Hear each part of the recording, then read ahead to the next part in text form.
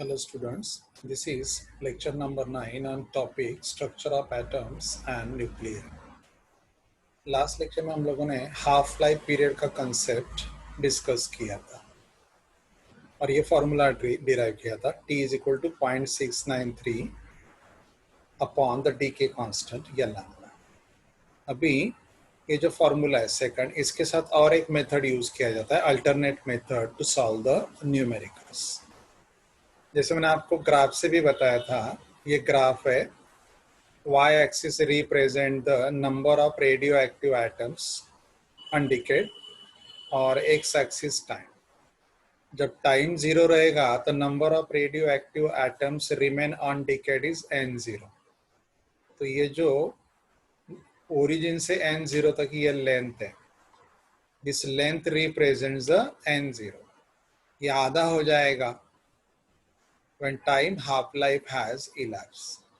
फिर n0/2 का आधा हो जाएगा when 2 half lifes are elapsed। ऐसे हम लोगों ने ये डिस्कस किया था। तो न्यूमेरिकल सॉल्व करने के लिए ये अल्टरनेट मेथड भी यूज करते हैं, जिससे जल्दी जल्दी न्यूमेरिकल सॉल्व हो जाते हैं। कैसे देखो,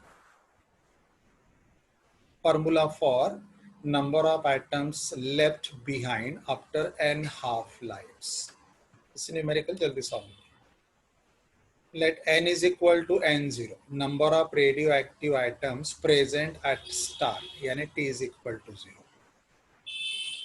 तो जब एक हाफ लाइफ पास हो जाएगा, when time equal to half life is elapsed, ये वाला, ये n का वैल्यू कितना हो जाएगा, n0 का आधा हो जाएगा। जब 2 हाफ लाइफ पास होगा तो ये जो n0/2 था ये आधा हो जाएगा, मतलब n0/4 हो जाएगा। ये t इक्वल टू 0 पे था, एक हाफ लाइफ टाइम पास हुआ तो अमाउंट आधा हो गया। फिर दूसरा हाफ लाइफ पास हुआ तो जो अमाउंट था n0/2 इसका आधा हो जाएगा n0/4। तो मैंने ये पावर में लिखा n0 2^2।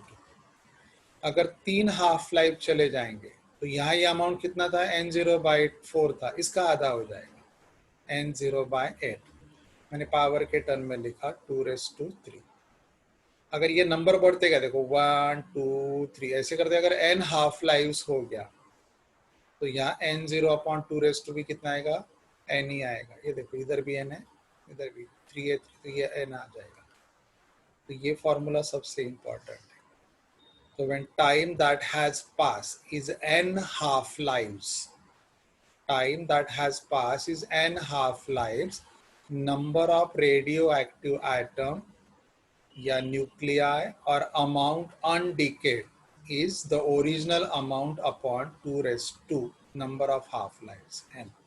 ये फॉर्मूला से आप न्यूमेरिकल जल्दी जल्दी सॉल्व कर सकते हैं। और एक 2 मार्क का शॉर्ट नोट है, इसका मैथमेटिकल पार्ट थोड़ा सा डिफिकल्ट है, लेकिन मैथमेटिकल पार्ट प्रिसाइज करके ये लिखना है आपको। See what is the mean life और average life.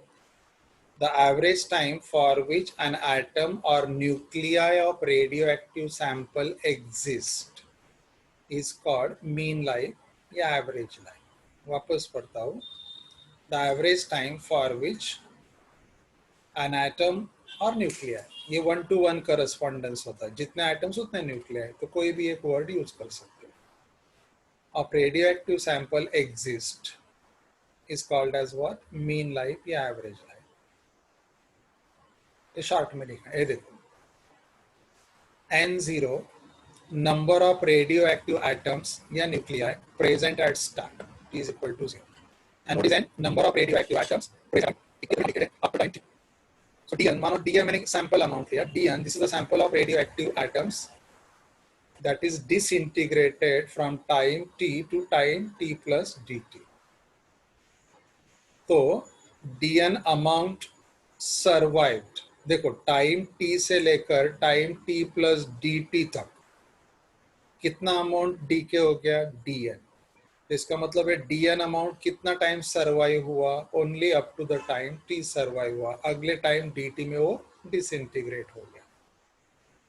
So total life of dn items कितना रहेगा, total life of DN atoms कितना रहेगा, T into DN, simple mathematics है, टी इंटू डीएन, ये रहेगा total life time of DN atoms. Okay, तो total life of N0 atoms कितना रहेगा, डीएन के लिए इतना टाइम था, टी इंटू डीएन, तो N0 एटम्स के लिए कितना टाइम रहेगा, इसका इंटीग्रेशन ले लो, integration from 0 to N0, 0 to N0। तो मीन लाइफ कैसे लिखोगे, मीन लाइफ मतलब total life for all N0 atoms upon N0 atoms, right. वापस समझाता हूँ यहाँ से, what is N0, number of radioactive atoms remain undecayed at start. What is N, number of radioactive atoms remain undecayed after time t। मानो time t से लेकर t plus dt, इस time interval में कितने रेडियो एक्टिव आइटम्स डीके हो गए, dn। तो dn ये रेडियो एक्टिव आइटम्स कब तक सरवाइव हुए थे, up to the time t survive हुए थे, अगले टाइम इंटरवल dt में वो टीके हो, right. So what is the total life time of DN, DN का टोटल लाइफ टाइम कितना था, एक एटम रहता तो टी, डीएन इंटू टी, इतना टाइम वो सरवाइव हुआ। तो N0 एटम्स कितने टाइम सरवाइव होंगे, इसका ये सैंपल था डीएन, इसका इंटीग्रेशन ले लो 0 to N0, right. Okay, average कैसे फाइंड आउट करोगे, ये एडिशन है, divided by number of radioactive atoms at start, ये हो गया मीन लाइफ टाइम, ये 1/N0, और ये इंटीग्रेशन मैंने यहाँ पे लिखा, ये आ गया डिनोशन, इसका डिनोटेड बाय टॉर्क या टाउ जो हम लोग ना उससे डिनोट करते हैं 1/N0, 0 टू। अब हम लोग क्या करते हैं, ये टाइम है ना यहाँ पे, तो ये इंटीग्रेशन का लोअर और अपर लिमिट चेंज करते हैं। यहाँ पे ये dn का वैल्यू क्या है, देखो n is equal to N0 e raise to minus lambda T, इसका अगर हम लोग डेरिवेटिव लेते हैं तो dn इज इक्वल टू आएगा N0 e raise to minus lambda T as it is, और इसका इंटीग्रेशन आएगा minus lambda into D T, minus lambda into D T. तो ये dn का वैल्यू है, इक्वेशन 1 में सब्सटीट्यूट करो, दैट आई डिड हियर। अब ये integration with respect to time लेना है, ये integration with respect to time लेना है, तो यहाँ के लिमिट्स बदलो, 0 N0, जब t 0 था तो n कितना था, N0 था, और जब t इंफिनिटी हो जाएगा तब n कितना हो जाएगा, 0 हो जाएगा। एक ये फॉर्मूला आ गया। आगे मैं क्या करता हूँ, ये नेगेटिव साइन को बाहर लेता हूँ और एब्सॉर्ब करता हूँ।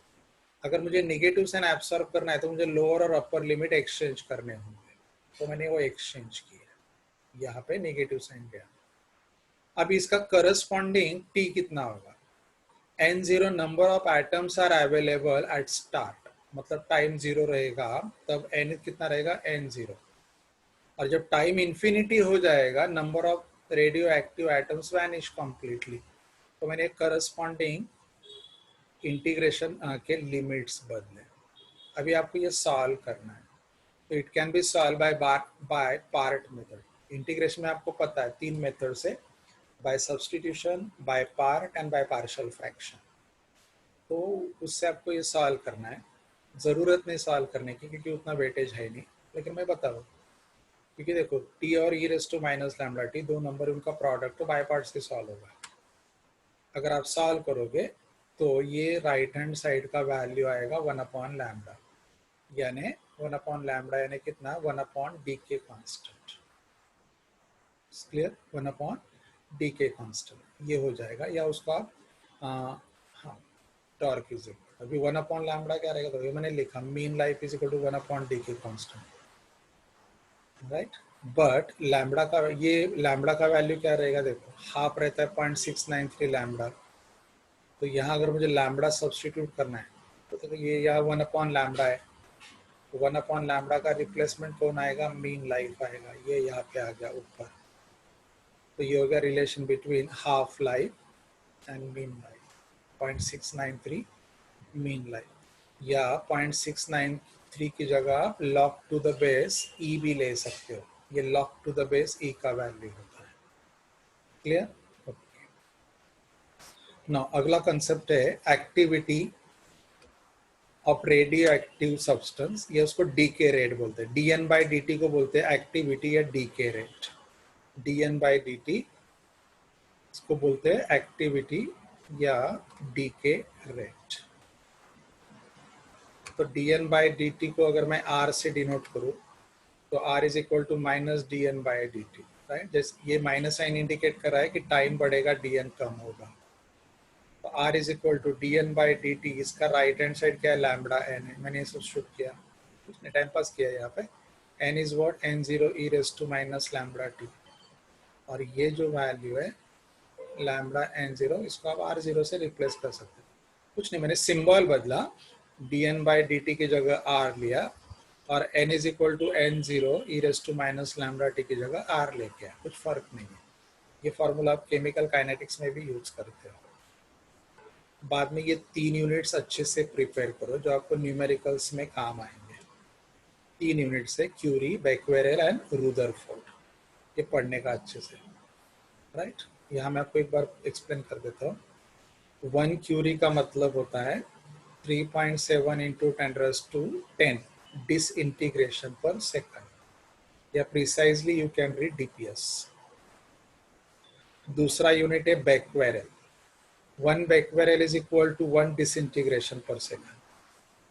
तो इस हिसाब से दोनों को अगर रिलेट करेंगे तो 1 क्यूरी इज इक्वल टू कितना आएगा, 3.7 इंटू 10⁻10, और ये 1 डिसइंटीग्रेशन पर सेकंड की जगह 1 बैक्वेरेल लिख सकते हो यहाँ पे।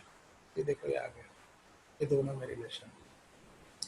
और एक यूनिट है रुदरफोर्ड। तो 1 rutherford is equal to 10⁻6 disintegration per second. तो मैं रुदरफोर्ड और क्यूरी को भी रिलेट कर सकता हूँ। 1 क्यूरी कितना आता है, 3.7 इंटू 10⁻10, ये यहाँ पे। तो मैं 10⁻10 को स्प्लिट करके लिखा, 10⁻4 बाहर रखा, और 10⁻6 डिसइंटीग्रेशन पर सेकंड ऐसे लिखा। अभी ये 10⁻6 डिसइंटीग्रेशन पर सेकंड को मैं रिप्लेस कर सकता हूँ रुदरफोर्ड। ये आ गया, थोड़ा प्रैक्टिस करो, ठीक है। हाँ, इसके बाद आपको 2-2 मार्क के शॉर्ट नोट प्रिपेयर करने हैं, alpha decay, beta decay and gamma decay पे।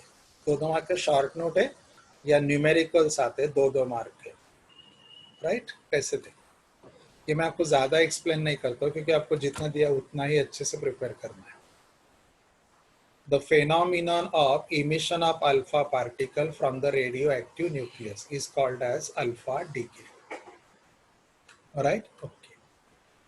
इसमें क्या होता है, देखो, अगर रेडियो एक्टिव एटम या radio active nuclei alpha particle emit करेगा, तो जो इमिट कर रहा है उसको आप पैरेंट एलिमेंट बोलो। इमिशन के बाद जो मिलेगा उसको डॉटर एलिमेंट बोलो। और इमिशन का प्रोडक्ट कौन है, ये। तो फॉर्मूला में देखो, ये है पैरेंट न्यूक्लिया। पैरेंट न्यूक्लिया का एटॉमिक नंबर है Z, एटॉमिक मास नंबर है A। जब ये एक अल्फा पार्टिकल इमिट करेगा तो अल्फा पार्टिकल का इमिशन जो रहेगा will affect atomic number as well as atomic mass number. Alpha particle मतलब हेलियम न्यूक्लियस, तो उसमें 2 प्रोटॉन्स प्रेजेंट है, so its emission will reduce the atomic number by 2, और 2 न्यूट्रॉन भी प्रेजेंट है, तो atomic mass number is reduce by 4। ये parent element है, ये डॉटर एलिमेंट है, और ये अल्फा पार्टिकल का इमिशन हुआ। प्लस यहाँ थोड़ा एनर्जी भी इमिट होता है, ध्यान रहे, यहाँ एनर्जी भी इमिट होता है। तो इस फॉर्मूला पे बेस आपको न्यूमेरिकल सॉल्व करने, ध्यान रहे, एग्जाम में 2-2 मार्क्स के। जैसे मैंने यहाँ 2 एग्जाम्पल दिए, देखो, मैं एग्जाम्पल एक्सप्लेन नहीं करता हूँ, देख लो। ये पैरेंट एलिमेंट है, ये एटॉमिक नंबर है, ये एटॉमिक मास नंबर है। उसने एक अल्फा पार्टिकल इमिट किया। अल्फा पार्टिकल मतलब हीलियम न्यूक्लियस, तो 2 प्रोटॉन कम हो गए, इसलिए एटॉमिक नंबर 2 से कम हो गया, 83 का 81 हो गया। 2 प्रोटॉन के साथ 2 न्यूट्रॉन भी कम हो गए, तो टोटल 4 न्यूक्लियॉन कम हो गए। तो न्यूक्लियॉन का नंबर मतलब एटॉमिक मास नंबर ये 4 से कम हो गया, ये देखो यहाँ पे।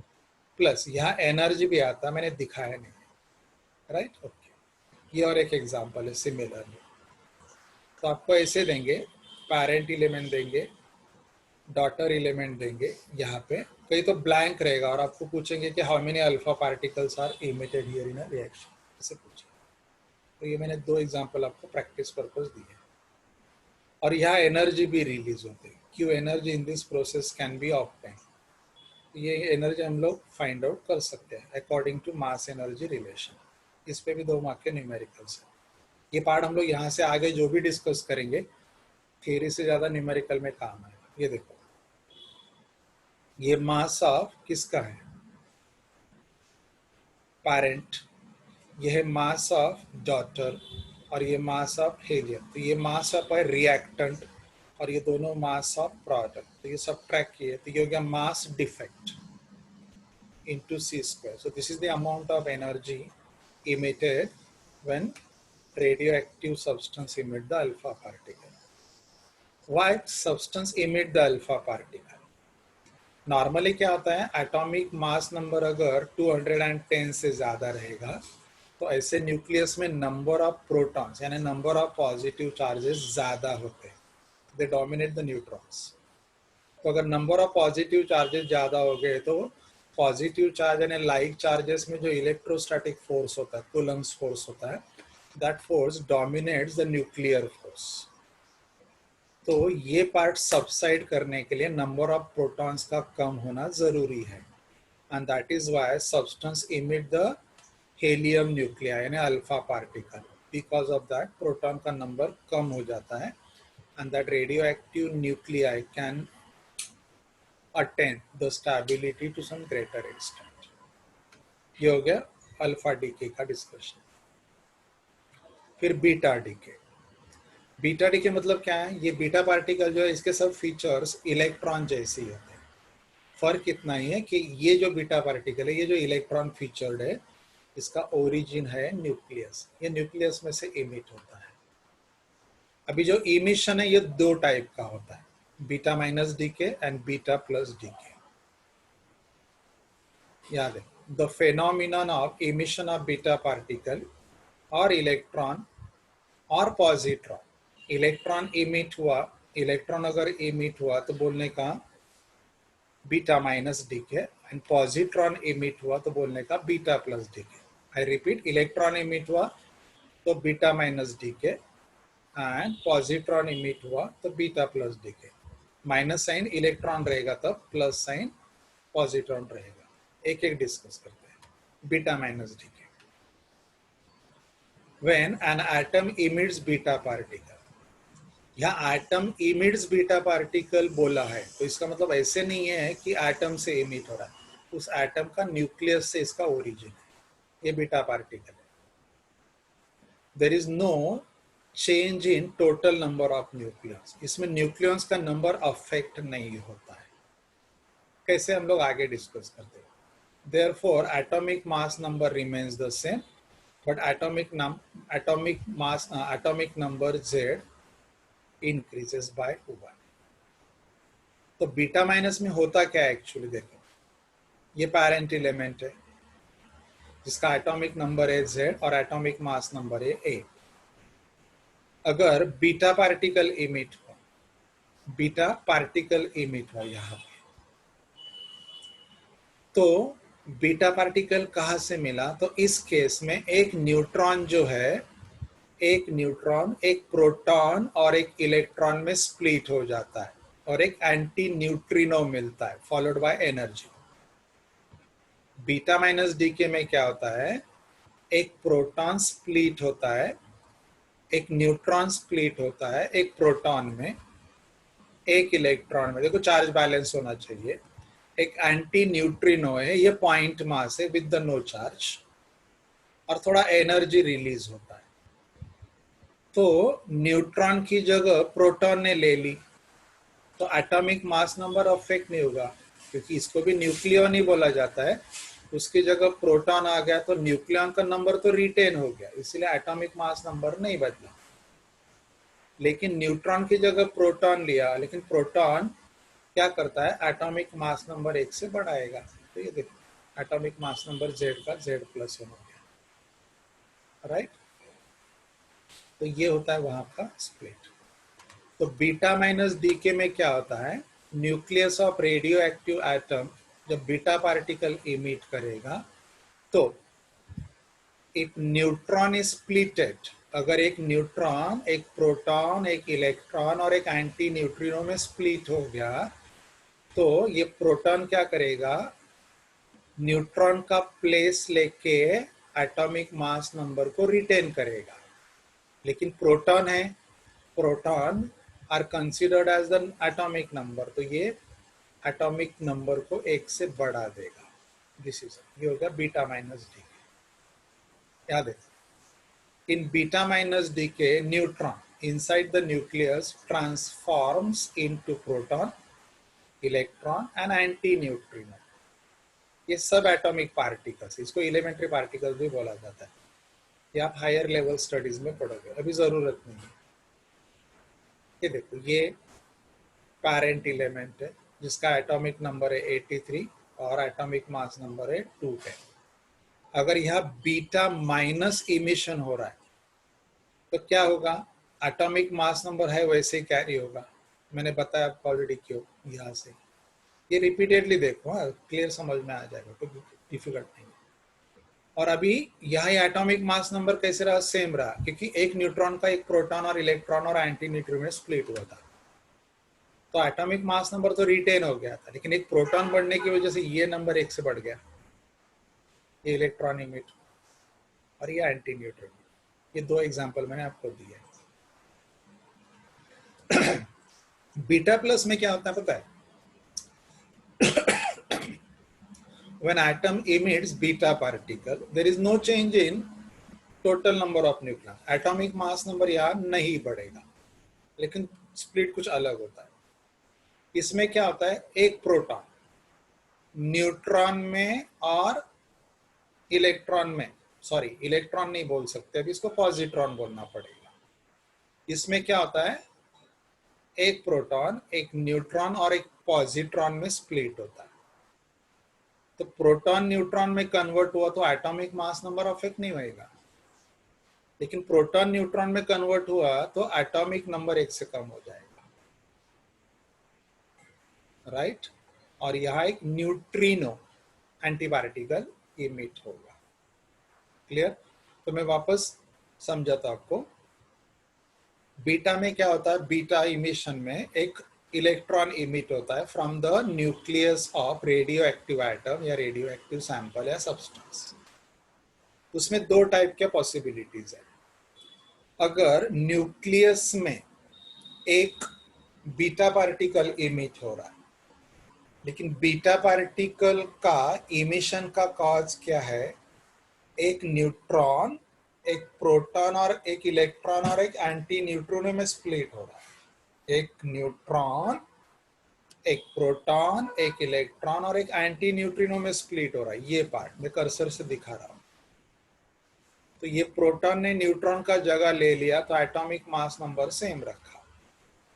ये प्रोटॉन एक्सेस आ गया तो एटॉमिक नंबर एक से बढ़ गया। क्लियर। इसको बोलते हैं बीटा माइनस इमिशन, क्योंकि इसमें जो इमिट हुआ वो निगेटिवली चार्ज पार्टिकल था, इलेक्ट्रॉन। बीटा प्लस में क्या इमिट होगा, इलेक्ट्रॉन नहीं इमिट होगा, पॉजिट्रॉन इमिट होगा, anti particle of electron emit होगा। तो अगर पॉजिट्रॉन इमिट होगा तो दिमाग में रखो, यह न्यूट्रॉन स्प्लिट नहीं होगा, यह प्रोटॉन स्प्लिट होगा। ये देखो, ये प्रोटॉन आ गया, ये प्रोटॉन स्प्लिट होगा एक न्यूट्रॉन में, एक पॉजिट्रॉन में, ये बीटा पार्टिकल है, ये पॉजिट्रॉन में, और न्यूट्रिनो इमिट है। तो प्रोटॉन का जगह न्यूट्रॉन ने लिया तो एटॉमिक मास नंबर अफेक्ट नहीं हुआ, लेकिन प्रोटॉन एक से कम हो गया इसलिए एटॉमिक नंबर एक से कम हो जाएगा। This is how you can discuss beta minus and beta plus. ये दो मार्क के शॉर्ट नोट करना, बहुत डिटेल में नहीं जाने का। और ये एनर्जी mx(c²), ये था energy of reactant, and minus my(c²) and minus mec², तो ये एनर्जी ऑफ प्रोडक्ट। तो ये एनर्जी डिफरेंस है, तो mass difference into c² common रखा। This is the energy release according to Einstein. Now gamma decay, gamma decay मैंने सब collect करके लिखा है अच्छे से, तो मैं आपको एक्स्ट्रा एक्सप्लेनेशन नहीं देता, जितना दिया है उतना ही अच्छे से करो. The phenomenon of emission of gamma ray photon, h nu या hc upon lambda, from the radioactive nucleus is called as gamma decay. ये हाई एनर्जी फोटॉन होता है, इसका फ्रीक्वेंसी बहुत ज्यादा होता है या वेवलेंथ बहुत कम होता है. और नॉर्मली गामा इमिशन कब होता है? Gamma emission is always accompanied by alpha emission and beta emission. वो स्टेबिलिटी अटेंड करने के लिए एक्चुअली होता है. नॉर्मली क्या होता है, जब अल्फा पार्टिकल इमिट होगा या बीटा पार्टिकल इमिट होगा, तो यहाँ पे वो करस्पॉन्डिंग जो न्यूक्लियस है वो बहुत एक्सट्रीमली अनस्टेबल हो जाता है. तो उसको स्टेबिलिटी अटेन करने के लिए थोड़ा एनर्जी लेवल कम करना पड़ता है. That energy level to decrease, ये हाई एनर्जी फोटॉन को इमिट करता है. जैसे हम लोगों ने एटम्स मॉलिक्यूल न्यूक्लियर में पढ़ा, अगर इलेक्ट्रॉन एक्साइटेड स्टेट में चला गया, so to get a stable state, वो इलेक्ट्रॉन आउटर ऑर्बिट से इनर ऑर्बिट में जंप करता है और एनर्जी इमिट करता है. वही फिजिक्स यहाँ पे भी है. इलेक्ट्रॉन में जो न्यूक्लियस में जो पार्टिकल्स है, मतलब न्यूक्लियन जो है, हायर एनर्जी लेवल से लोअर एनर्जी लेवल में आ जाते हैं just to achieve the stability. तो नॉर्मली ये जो एनर्जी फोटॉन ये कब इमिट होता है? After the emission of alpha particle या after the emission of beta particle. कैसे देखो, the nucleus has its own energy level, जैसे एटम में है.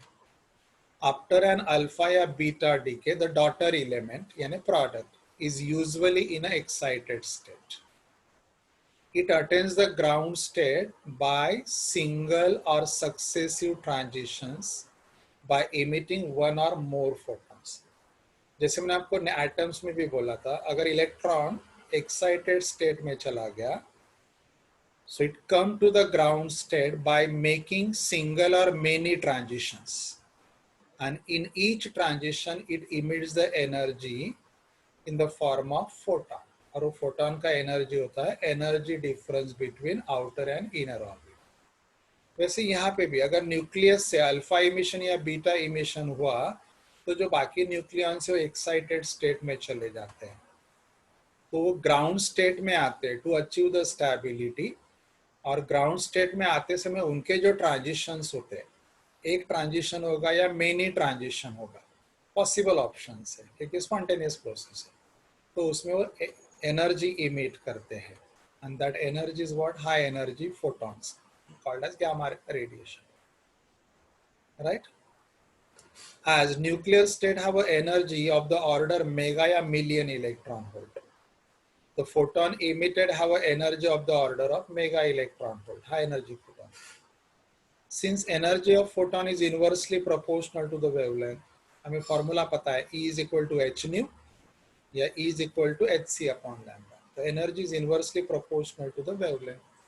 तो वेवलेंथ जितना शॉर्ट रहेगा उतना एनर्जी ऑफ फोटॉन ज्यादा रहेगा. Those are called gamma rays. कैसे देखो, एक एग्जांपल मैंने यहाँ दिया है, बुक में है या नहीं पता मुझे, ये एग्जांपल समझने के लिए दिया है. तो शॉर्ट नोट आपका एग्जांपल के बिना कंप्लीट नहीं होगा, और मैंने डायग्राम फॉर्मेट में दिखाया. सी, the image below shows the path taken by cobalt 57 to move from excited state to non-excited state. मतलब cobalt after the emission of alpha particle या गामा पार्टिकल स्टेबल स्टेट में कैसे जाता है, ये एक्सप्लेन किया. ये कोबाल्ट न्यूक्लियाइड है, atomic mass number 57, atomic number 27. It is converted to iron 57 and 26 isotope के, राइट? तो जब वो कोबाल्ट इसमें कन्वर्ट होता है तो क्या होता है देखो. The image below shows the path taken by cobalt to move from excited state to non-excited state. When cobalt 57 undergoes beta plus decay, जब बीटा प्लस डीके होगा, बीटा प्लस डीके होगा मतलब पॉजिट्रॉन इमिट होगा. और आपको पता है जब पॉजिट्रॉन इमिट होता है तो प्रोटॉन किसमें कन्वर्ट होता है? न्यूट्रॉन में, पॉजिट्रॉन में एंड न्यूट्रिनो में. प्रोटॉन किस प्लस है ना यहाँ पे, तो प्रोटॉन किस में कन्वर्ट होगा, न्यूट्रॉन में, पॉजिट्रॉन में। तो पॉजिट्रॉन बाहर आ गया, बीटा इमिशन, और न्यूट्रिनो, राइट। तो यहाँ न्यूट्रॉन का नंबर बढ़ गया, तो एटॉमिक मास नंबर बदलेगा नहीं, क्योंकि प्रोटॉन की जगह न्यूट्रॉन आएगा, एटॉमिक मास नंबर नहीं बदलेगा। लेकिन एक प्रोटॉन कम हो गया तो ये नंबर 27 का 26 हो जाएगा, लेकिन वो एक्साइटेड स्टेट में चला गया। तो जब वो एक्साइटेड स्टेट में चला गया तो वहां एनर्जी कितना आता है पता है, the energy is what, 136.5 kilo electron. ये देखो 136.5 किलो इलेक्ट्रॉन यहाँ पे आ जाएगा। तो ये एक्साइटेड स्टेट है। अभी ये एक्साइटेड स्टेट है, उसको ग्राउंड स्टेट में आना है, तो अलग अलग ऑप्शंस अवेलेबल है। ये डायरेक्टली यहाँ से यहाँ आ सकता है, कितना एनर्जी इमिट करना पड़ेगा, यहाँ से डायरेक्टली ग्राउंड स्टेट में अगर आना है तो कितना एनर्जी इमिट करना पड़ेगा, 136 kilo electron volt energy emit करके यहाँ पे आ जाएगा डायरेक्टली एक अटेम्प्ट में। या तो 2 अटेम्प्ट ले सकते हैं, यहाँ से यहाँ पे आएगा, कितना एनर्जी इमिट करेगा, 136.5 माइनस 14.41, इतना कम, ये एनर्जी लेवल है। इतना एनर्जी इसमें से सब्ट्रैक्ट कर दो, तो जब यहाँ से यहाँ जंप लेगा तो about 122 kilo electron volt energy, इन दोनों का डिफरेंस इतना इमिट करके यहाँ पे आएगा। ये भी पॉसिबिलिटी है। इसको मेटास्टेबल स्टेट बोलते हैं। ये स्टेबल, ये मेटास्टेबल, ये एक्साइटेड। तो यहाँ उसका लिविंग टाइम थोड़ा सा बढ़ेगा, फिर यहाँ से वापस यहाँ पे आएगा बाय इमिटिंग दिस। तो जैसे मैंने आपको ओरिजिन ऑफ स्पेक्ट्रल लाइन में एक्सप्लेन किया था, वैसे ही खाली ये हाई शॉर्ट वेवलेंथ रेडिएशन से, वहाँ का एनर्जी इलेक्ट्रॉन वोल्ट में था, यहाँ का एनर्जी किलो इलेक्ट्रॉन वोल्ट या मेगा इलेक्ट्रॉन वोल्ट में रहता है। ये देखो यहाँ से यहाँ पे बीटा प्लस इमिशन से, फिर यहाँ से उसको 2 ऑप्शन अवेलेबल है, डायरेक्टली भी आ सकता है या तो 2 अटेम्प्ट में भी आ सकता है, but every attempt downward is accompanied by energy emission. तो 136.5 है, 122 इमिट करके यहाँ पे आ जाएगा, फिर यहाँ से 14 इमिट करके यहाँ पे आ जाएगा, राइट। ऐसे 2 पार्ट में भी जा सकते हैं, सिंगल अटेम्प्ट भी कर सकता है। तो ये देखो ऐसे पॉसिबल गामा रेडिएशंस यहाँ है, ठीक है। अभी आगे इस चैप्टर में फ्यूजन एंड फ्यूजन प्रोसेस के शॉर्ट नोट, हमें फ्यूजन और फ्यूजन डिस्कस करना है। ध्यान दो मैं क्या बोल रहा हूँ, हमें फ्यूजन डिस्कस करना है। तो वो टॉपिक टेक्स्ट बुक में बहुत गंदा दिया है, तो let me read, give some time to me. तो थोड़े दिनों के बाद में वो टॉपिक आपको डिस्कस करके ऐड कर देगा, तब तक हम लोग दूसरा चैप्टर कंटिन्यू करेंगे। तो फ्यूजन और फ्यूजन पे जो न्यूमेरिकल्स है, 5-6 न्यूमेरिकल बुक्स है, वो न्यूमेरिकल और वो short note fusion and fusion का, ये मैं आपको कुछ दिनों के बाद कंटिन्यू करूँगा। बाय दैट टाइम मैं आपको दूसरे टॉपिक्स कंटिन्यू करता हूँ, ठीक है। क्योंकि वो गंदा टॉपिक है, मुझे अच्छे से वो आपको रीड करके प्रिसाइज करके देना पड़ेगा, क्योंकि कोई भी शॉर्ट नोट 2 मार्क्स से ज़्यादा नहीं आएगा और वो कंटेंट एकदम बकवास लेना है, ठीक है। Thank you.